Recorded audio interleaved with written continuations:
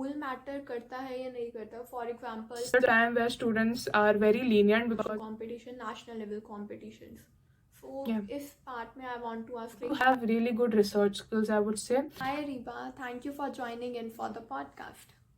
Hi Sameeksha, thank you for letting me in this podcast. You are like बहुत सारे Indian students को पता है like you are well known for studying in Canada on a scholarship, but still I want to introduce yourself to my audience, and then we will be coming up with some crisp questions for that students who want to study abroad. Yeah. So, hi everyone. I am Ariba, and I'm currently a freshman at the University of British Columbia, which is in Vancouver, Canada. And I have been offered a 100% scholarship to study at the University of British Columbia. This scholarship covers your whole cost of attendance, including housing, meals, tuition fees, your flight tickets, like literally anything. So I'm paying like $0 to study at this university. And other than this, I am a LinkedIn content creator. I create study abroad content on LinkedIn. I have a small community of around 10,000 people there. Yeah. That's amazing, man. Like, itni scholarship, take it as a motivation. Like, you will be getting tons. And पहले हमारी बात हो रही थी, she got MacBook and iPhone from that university side. So students who are watching this, take this as your motivation and start working hard for it. Yeah. So now, Ariba, I would like you to tell about your journey कि आपको abroad education के बारे में, scholarship के बारे में कब पता चला, and how did that journey start? Yeah, so I personally got to know about studying at the universities abroad in my 11th grade, because at that time I was thinking, I was at the point where I was contemplating whether I should go for a science stream or a humanities stream. And after debating a lot around with my parents and reaching out to my friends, I realized that maybe humanities was something that I really wanted to pursue for in long term. And at that time, I realized, I talked to my family, and my family suggested that if I really want to pursue humanities, I should pursue it abroad, because let's be honest, in India, you do need like a master's degree to get a decent job in arts field, right? So at that time, then my parents suggested me that, okay, maybe in India, you might not be able to get a decent job after your bachelor's, so why not just go and study abroad, right? But at that time, my parents really did not know the real cost of attending abroad. My parents thought that how much it can go, it can maximum like 30 or 40 lakhs for 4 years, right? But then we realized that this studying abroad is like really, really, really expensive. In United States, 4 years cost of attendance goes like around 3 crores. And in Canada, it's more than 2 crores. Like United States, like 3.5. In Canada, it's like the scholarship that I have got is like around 2.5 crores in total value. So at that time, I was like, all right, this is a very huge amount. My parents can't afford it. So at that time, I started researching on scholarships. I landed on a YouTube video by Harnoor Singh, which is like Singh in USA. He's very famous around Indian students who want to study abroad. So at that time, I got to know about scholarships, that you can get full scholarship. When we think about full scholarships, first thing comes into our mind is that, okay, this can't be true, because let's be honest, why would a university want to spend such a huge amount, like 2 crores, 3 crores on one student, right? But then, yes, full scholarships do exist. I have received one now.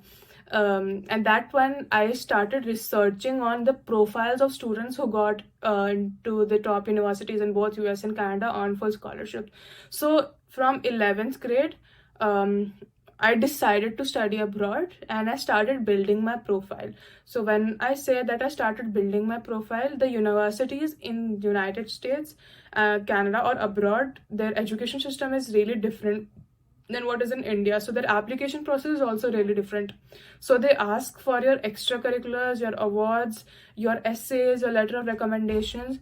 So for 2 years, I had to build a profile that could get me into the top universities in both US and Canada, which included extracurriculars, included finding non-profit organization, leading my own initiatives, doing research internships, participating in entrepreneurship competitions.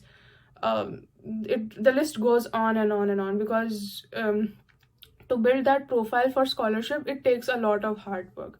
So yeah, it started in 11th grade. It took me 2 years to build that profile, and yeah, here I am. Yeah, I can get that.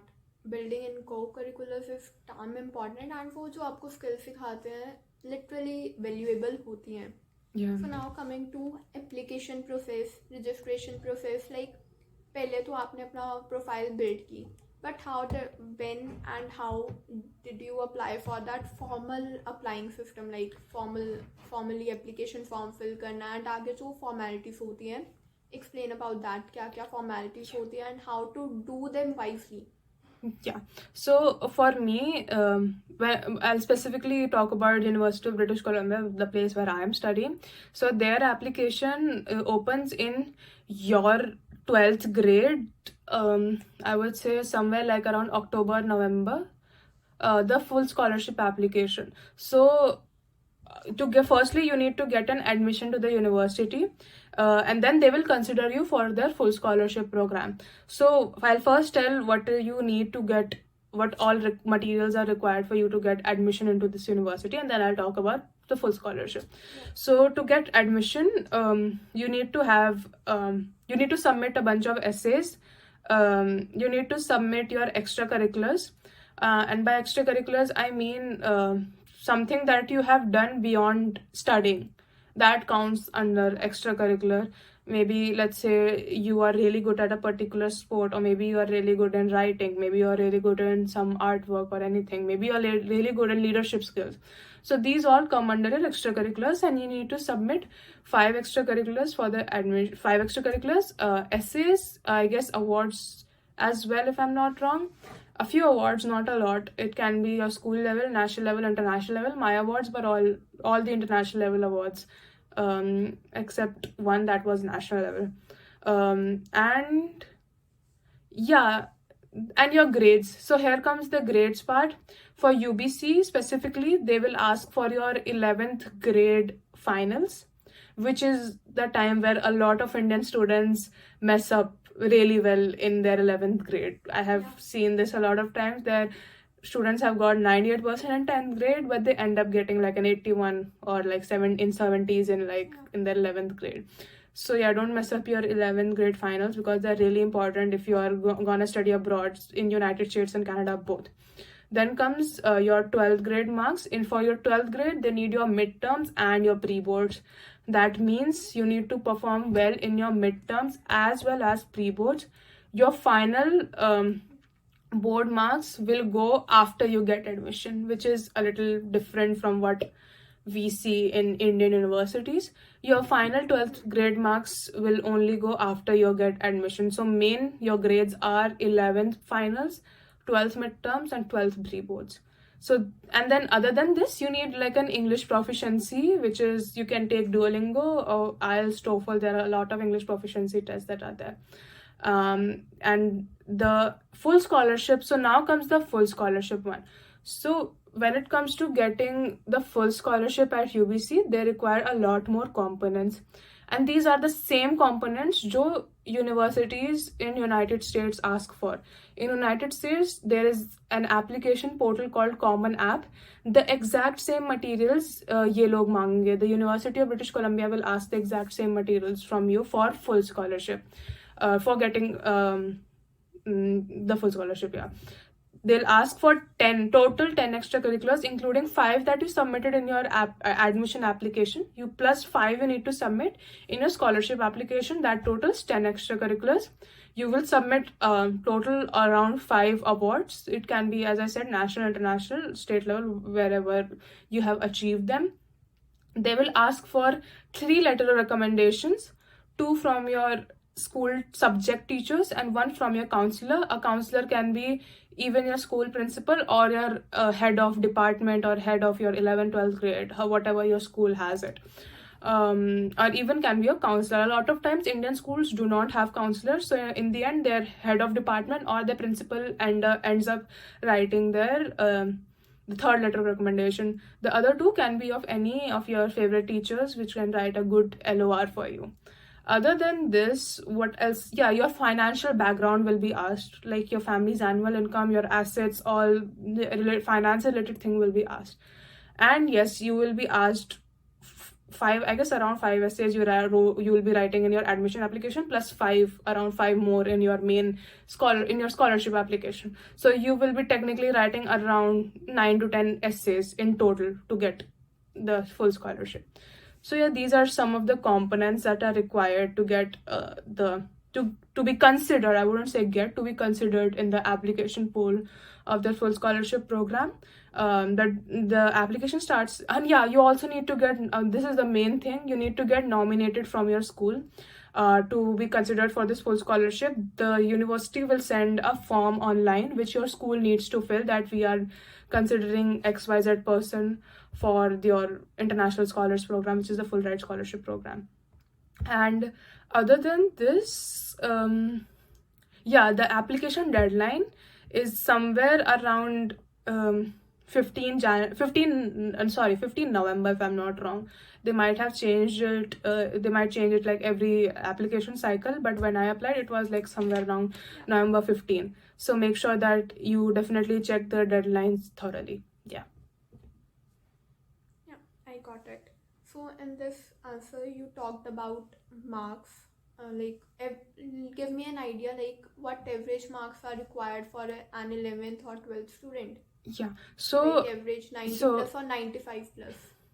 So personally, it's good to have a 90 plus. However, if you have a 95 plus, it will put you at the top level of getting considered a scholarship, because of course, let's be honest, like someone who has like in 80s or like let's say early 90s, and someone who has like a 99% or 98% does have a somewhat upper hand in the scholarship, right? So for you to get considered, see, my grades were in early 90s, let's be honest, my grades were not 95 above.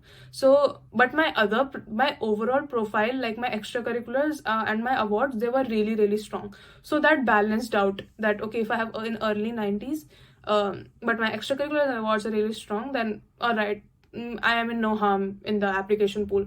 However, if your extracurriculars are not that great and you are in like in the 80s line, then yes, it is really difficult to get the scholarship. The reason being, there are other applicants who are in their 95 above range, so of course they're gonna consider them. But at the same time, you need to realize that UBC considers beyond grades. That means they are looking at your essays, your extracurriculars, your awards, your LORs, a lot of things, and then considering whether they should be giving you the full ride scholarship or not. So in 11th grade, I would recommend students to not go below 85, right, for a safer end. And in 12th grade, try to make sure that you are in the 90s range in your midterms, and especially in your pre-boards, because that's the time where students are very lenient, because they take pre-boards very lightly.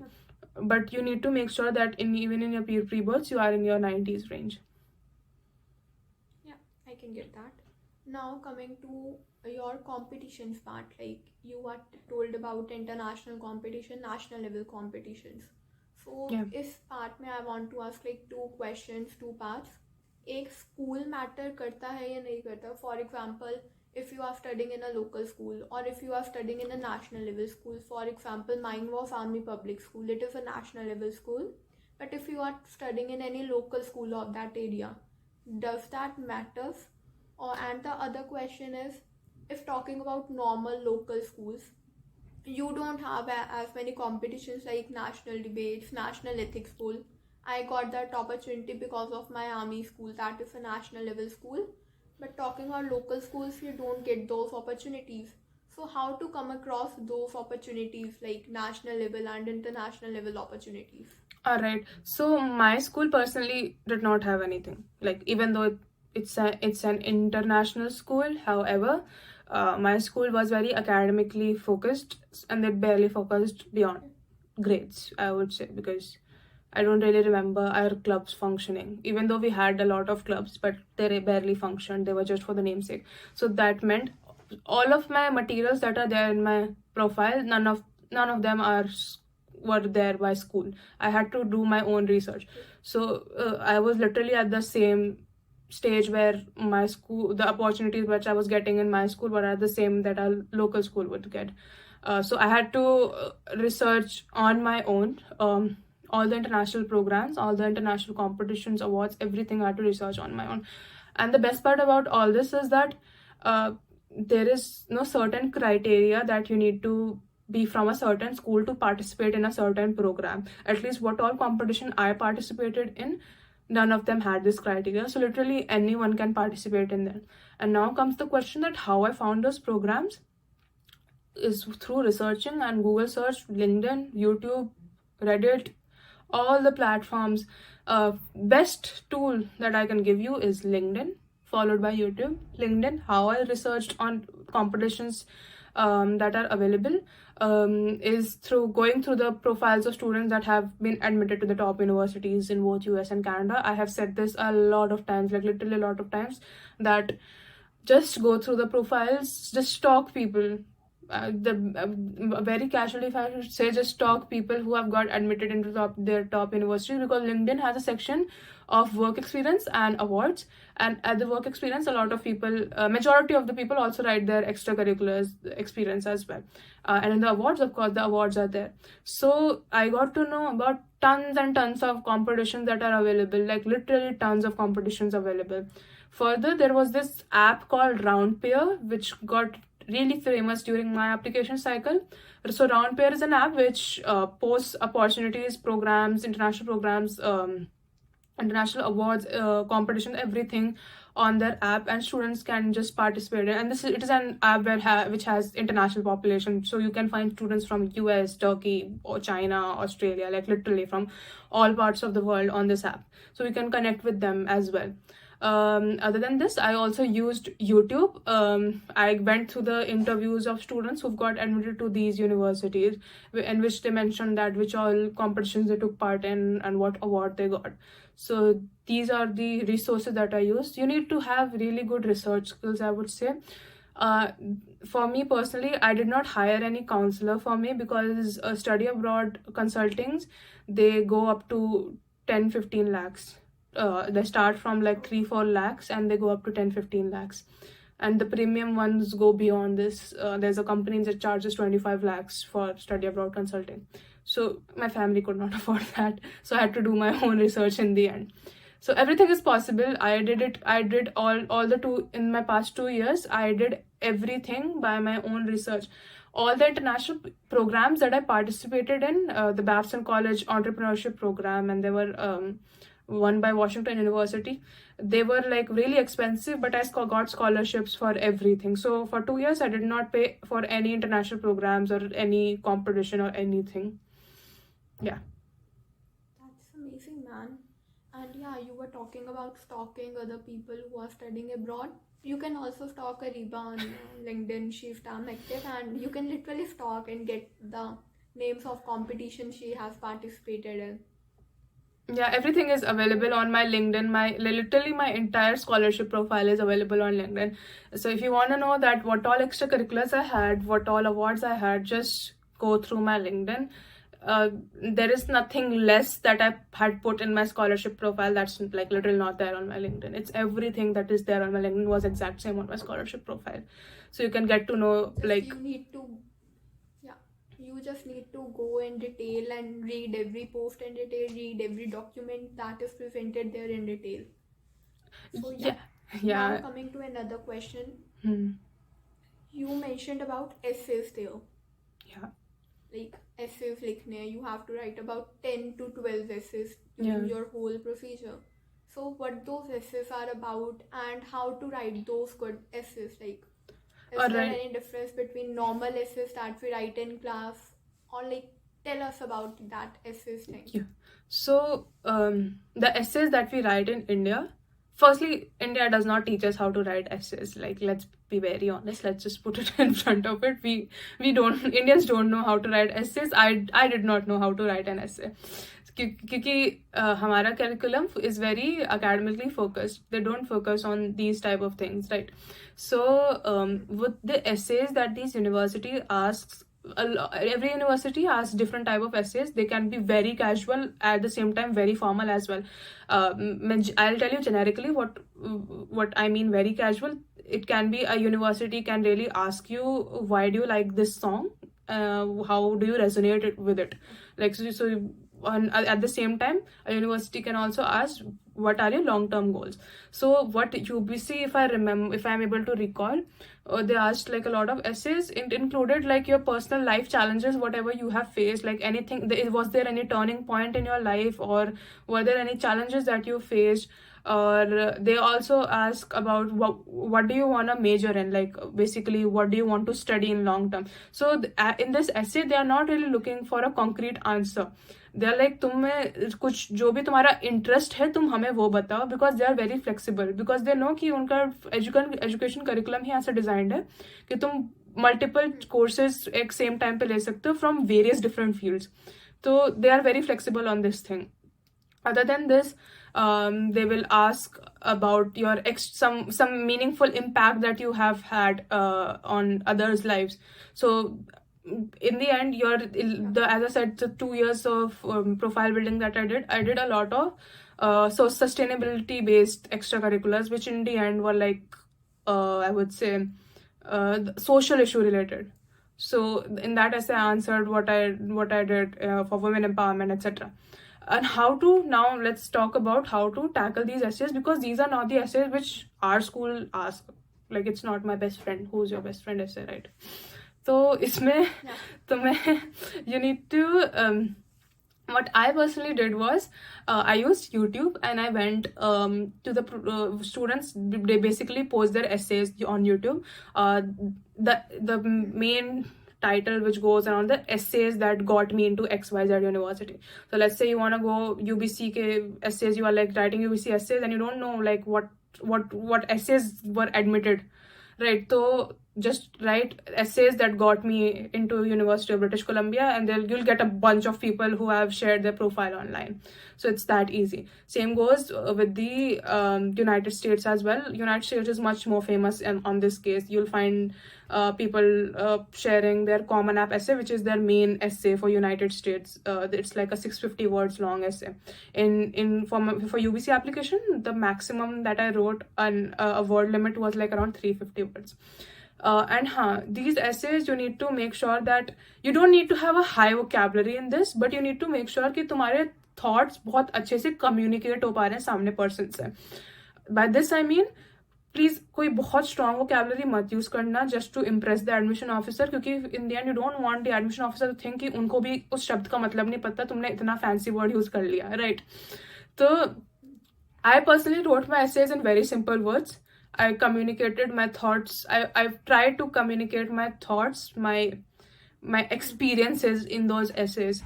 So in the end, first draft. I personally made a lot of drafts for US, for Canada, because I was pretty sure that I am gonna get rejected from this scholarship.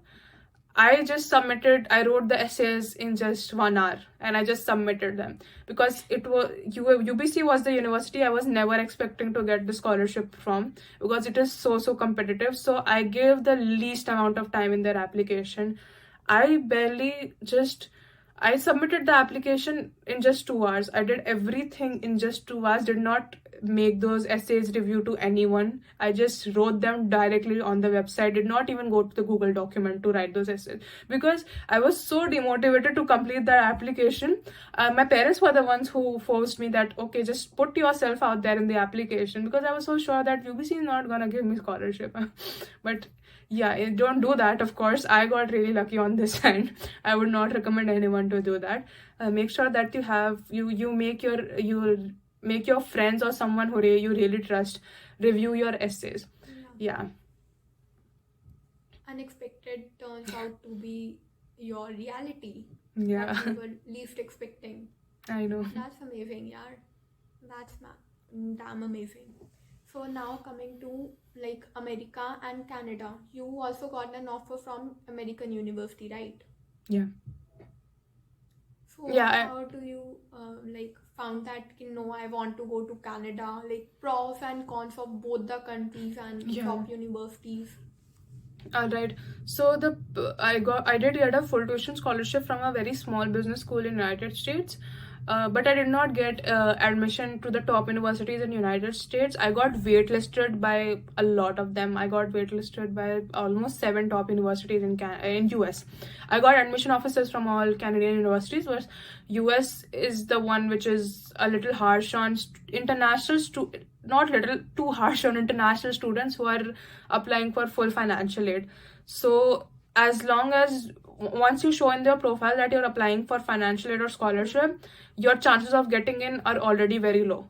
You are competing with a very, very competitive group of students, and then you are placed at a more lower level because you're asking for a scholarship or a financial aid. So for me personally, I chose UBC over United States was because UBC was covering everything, not almost, was covering everything for me. They cover my flight tickets, they cover my personal expenses, they cover everything. And when comparison to the university in United States, they were just covering my tuition. That meant I still needed to pay like a per year like a 30 lakhs around to them, which was still a huge amount for my family. So this was the very big reason why I had to choose UBC. Other than this, if you talk about UBC in general, it's ranked really highly. It's like around, I would say, somewhere like a 34 or like somewhere like that in the world. It has like a really good economics program. Their engineering is like number 1 in the whole Canada. Their business school is literally top notch. So, and other than this, the campus here is the most beautiful place that I've ever been to. Like it's someone, you are literally blessed to have this campus, because at one side there's beach and the other side there are mountains, so you get both beach and mountains at this place. Yeah, so yeah, and other than this, Vancouver, where the weather of this place that I'm living in, it's less colder than Delhi, so you can understand that a lot of people have this misconception that Canada is like really, really cold, which is true, but Vancouver is not that cold. It is less colder than Delhi. I can guarantee you that, because I'm living here. I felt Delhi's cold much more colder than this one. And yeah, other than this, why United States was not my top choice was because that place is not safe. Let's be honest. You hear about gunshots and about murders and everything almost every day from that place. In contrast, Canada, it's the safest place out there. You won't get killed here. Right? So yeah, safety was a very big priority of mine, of my family, of course, because they were sending me to literally the other part of the country or the world.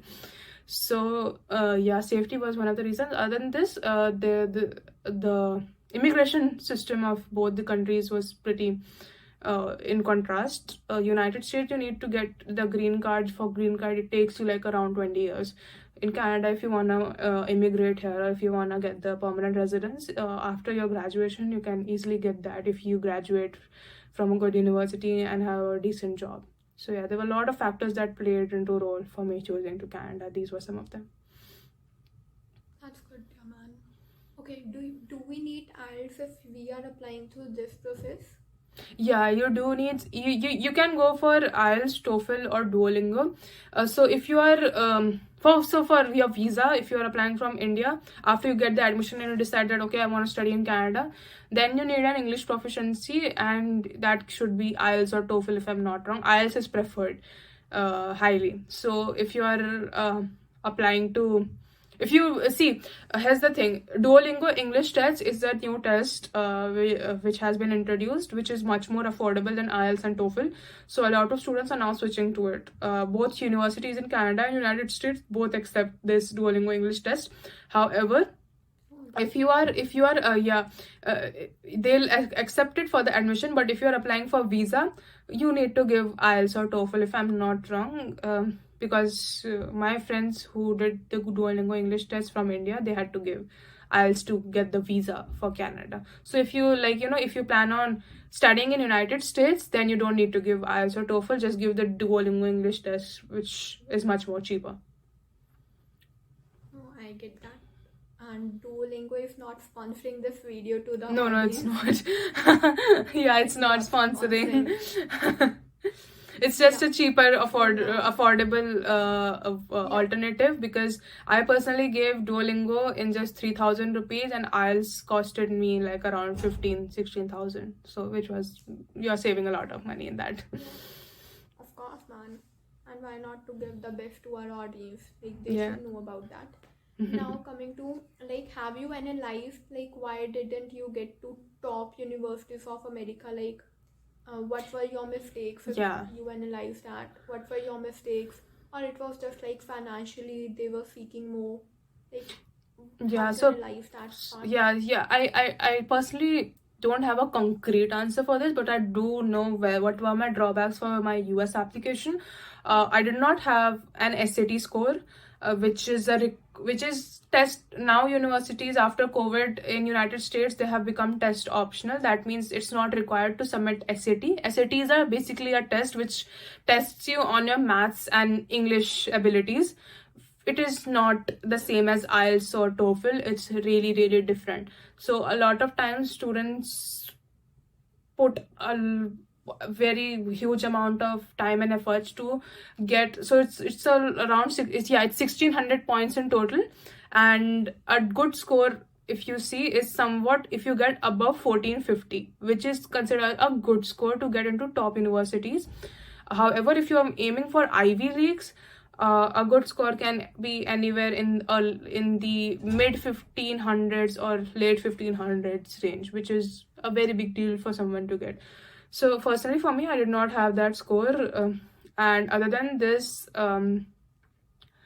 universities in United States focus a lot on passion, which means basically your interest in a particular field that you show in your entire application. Basically, you draft a theme in your entire application. Like, if you wanna for my personally, I had a lot of social justice, social issues related extracurriculars in my profile. However, there was no niche topic. Like, these top universities are looking for niche topics. Like, I personally, like, I had women empowerment, I had climate change, I had a lot of different things in my profile. However, what I have personally seen is students who've got admitted into top universities in United States, they've put a very unique topic. Like, let's say climate change, but they have gone in depth into climate change, how is it affecting India or particular communities, and they have drafted their whole entire application based on their extracurriculars related to it. So for me, my extracurriculars were scattered out, but for US, it was a benefit for me in Canada, because the scholarship that I got was exactly what my profile was looking like.